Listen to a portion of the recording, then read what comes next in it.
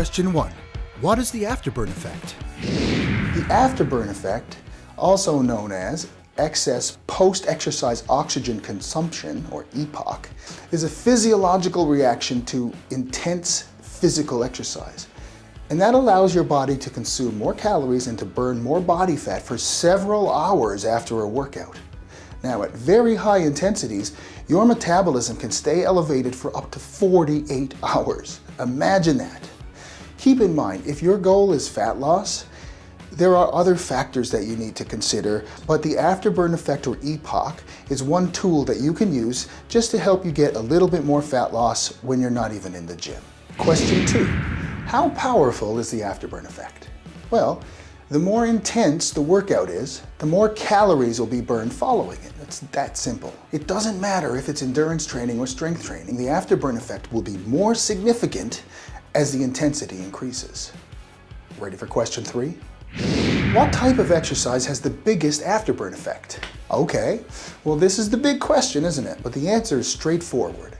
Strength training ensures the greatest afterburn effect. Circuit training and high-intensity training, HIIT, consume the most calories during, but they also have the longest recovery time. Now, at very high intensities of both strength training, hypertrophy, and HIIT, the metabolism stays elevated for up to 48 hours. Question 4.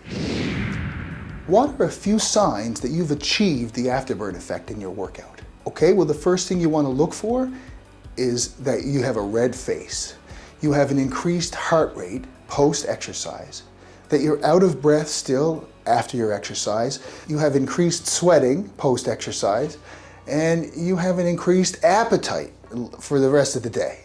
These are all good signs that your body is in an afterburn effect mode, or in E.P.O.C, and it's still working to cool you down, restore your body, and create balance again post-exercise.